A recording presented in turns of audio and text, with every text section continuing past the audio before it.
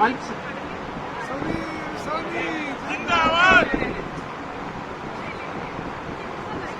धरना स्थल पर मौजूद मेरे किसान भाइयों, व्यापारी बंधुओं और मित्रगणों, मैं आपके सामने इस किसानों की पीड़ा रखने की कोशिश कर रहा हूं।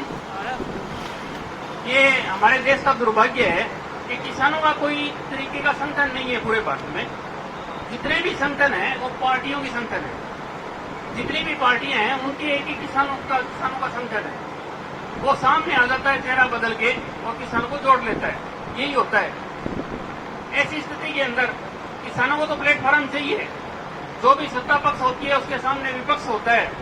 उसकी कोई भी पार्टी हो, चाहे 1 हो, 2 हो, 4 हो, उसका किसान फायदा लेना चालू करते हैं। और ये लेना उनका वाजिब भी है क्योंकि उनका संगठन नहीं है।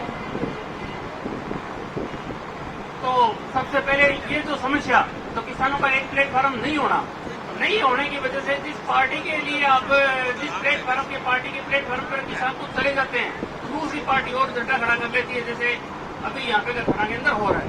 ये सभी जगह होता है। ये किसानों का दुर्भाग्य है। इनकी पीड़ा ऐसे ही रह जाती है, राजनीति में उड़ के रह जाती है। ये जो समस्या है वो कोई भारतीय जनता पार्टी की या कांग्रेसों की समस्या नहीं है या कांग्रेस की समस्या नहीं है। ये सभी की समस्या है। जो किसान है उसकी समस्या है। यहाँ के व्यापारियों की समस्या है। व्यापारी भी तो इसी से जुड़े हुए हैं, जिनका अर्थशास्त्र इसी से जुड़ा हुआ है।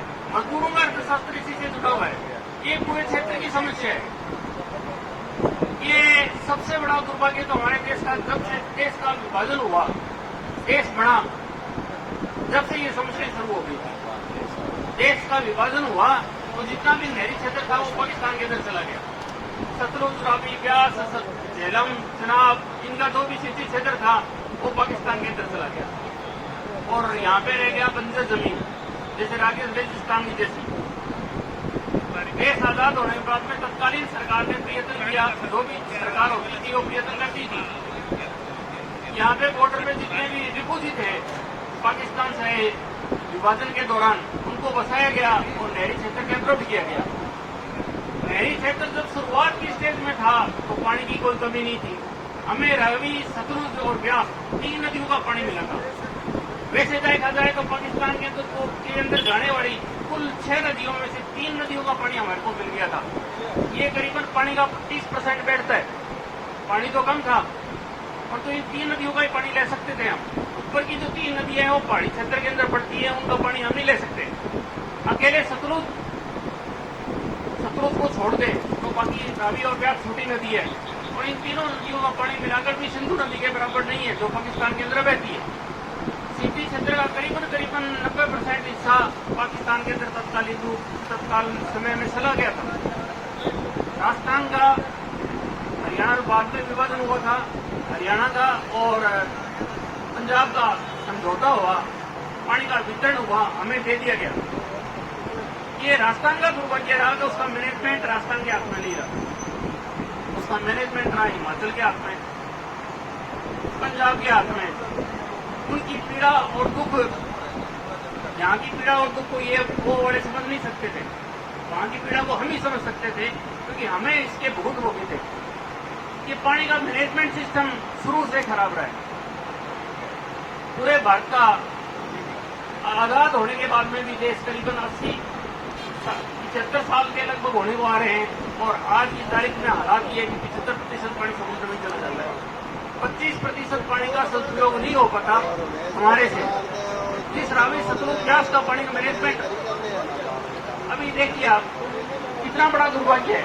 कितनी बरसात हुई है पंजाब में, कितना पानी आया है, फिर भी हमारे पास हम पानी के लिए तरस रहे हैं, सिंचाई पानी के लिए तरस रहे हैं और पाकिस्तान के अंदर फ्री में मिल पा रहा है। यदि जो दुश्मन नहीं काम करता वो हमारी सरकारें कर रही है।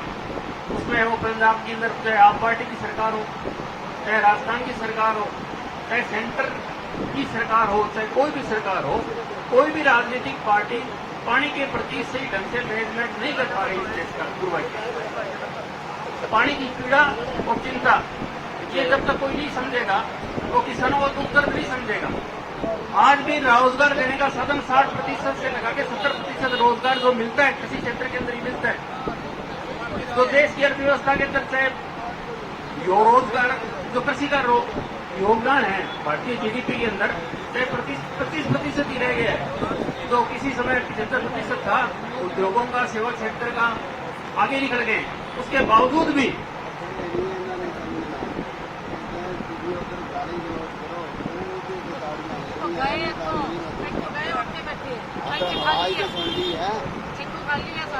वो रोजगार जो मिलता है वो इसी खेती के ऊपर मिलता है, और इस खेती की तरफ भी हम नहीं ध्यान देंगे, इसके बारे में ध्यान नहीं देंगे तो हम मर जाएंगे भाई साहब। ये रोजी रोटी के लिए इतना बड़ा आंदोलन हुआ इस दशहरा के अंदर।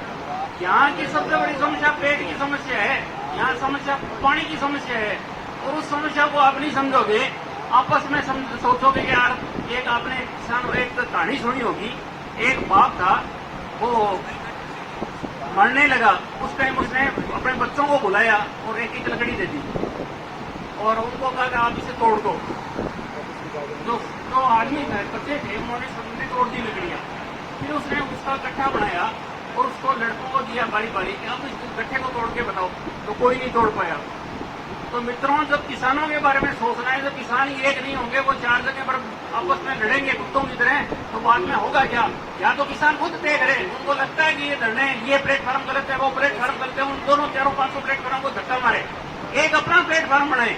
यदि ये अपना प्लेटफॉर्म नहीं बनाए तो कम से कम उनके 4-5 टुकड़े क्यों किए जाए किसानों के, वो तो सोचे अपने बारे में। कोई अपना चिंतन नहीं करेंगे तो देश का क्या होगा? किसान जब खुद नहीं सोचेगा अपना, खुद का पहले खुद नहीं बनेगा तो क्या होगा? ये जो धरना लगाया गया यहाँ पे, ये व्यापार मंडल के द्वारा लगाया गया, और समस्या तो एक ही है, प्लेटफॉर्म हम 10 खड़ा कर देंगे इसके लिए। 10 प्लेटफॉर्म थोड़ी कामयाब होगी। मतलब सोचना पड़ेगा, हमें अपने हित के बारे में सोचना पड़ेगा। हम नहीं कहते कि आप दूसरों के बारे में सोचो, और बारे में चिंतन करो, अपने बारे में तो चिंतन करो। आज भी समय है, जितने भी चाहे वो कांग्रेस पार्टी हो चाहे, उनके लिए भी उनको भी पानी चाहिए, कामरेडों को भी चाहिए, आपड़ों को भी चाहिए, सारे मिले और व्यापार मंडल में मीटिंग कर ले, खुला प्लेटफॉर्म में उस पर मीटिंग कर ले सभी किसान लोग, और वापस एक धरना करे। और एक ही समस्या है तो एक समस्या का समाधान एक ही तरीके से निकल सकता है। और ये लड़ाई किसी सरकार के खिलाफ नहीं है, ये तो रोटी की लड़ाई है, सिर्फ पानी की लड़ाई है। पानी का समस्या का समाधान हो जाता है तो समाधान हो जाता है। किसान किसी के दुश्मन नहीं है, किसान सबके वोटर है। चाहे आज कांग्रेस है तो कल बीजेपी हो सकती है, कल बीजेपी है तो आज कांग्रेस हो सकती है, ये सत्ता परिवर्तन चलता रहता है। समस्या हमारी है, इसका सही ढंग से मैनेजमेंट हमें करना पड़ेगा। यदि हम मैनेजमेंट नहीं करेंगे पानी का, उसके बारे में सोचेंगे नहीं, यहाँ पे कोई कमेटी नहीं बनाएंगे कि किसान मजदूरों की कमेटी बनी थी पहले, तो वो राजनीति का शिकार हो गई। ऐसे ही राजनीति चलती रही तो ये दुर्भाग्य भी चलता रहेगा, हमारा रानी रोड़ा ऐसे चलता रहेगा और हम ऐसे ही रोते रहेंगे, हमारा कभी भी समाधान नहीं होगा। हमें डिग्गी फौरों के लिए प्रयत्न करना चाहिए ताकि पानी का बचे ज्यादा से ज्यादा। ये गद्दर नदी का देखो आप, ये गद्दर नदी का IPM में पानी डालने की बात तो कही जा रही है, डाला जाएगा कि नहीं जाएगा भगवान जाने क्या होगा। 75 साल तक ये पानी पाकिस्तान से जा रहा है, देश के विभाजन होने के बाद शत्रु देश को पानी जा रहा है। जब भी बरसात होती है उसका नेटवर्क हम नहीं बना सके। राजस्थान गवर्नमेंट तो कुछ भी नहीं कर पाई, थोड़ा बहुत कर पाई तो हरियाणा गवर्नमेंट ने भी पानी रोका और इसका इस्तेमाल किया। ये कितना बड़ा दुर्भाग्य है। हम इस पे लगातार प्रयत्न करें, मेहनत करें और सोचें और एक प्लेटफॉर्म बनाकर और ढंग से कोशिश करेंगे, प्रयत्न करेंगे, जब भी हमें कुछ हासिल हो पाएगा। अदरवाइज हमें कुछ नहीं मिलने वाला, धक्के मिलेंगे। ये भूख जो मिलेगी तो हमें मिलेगी।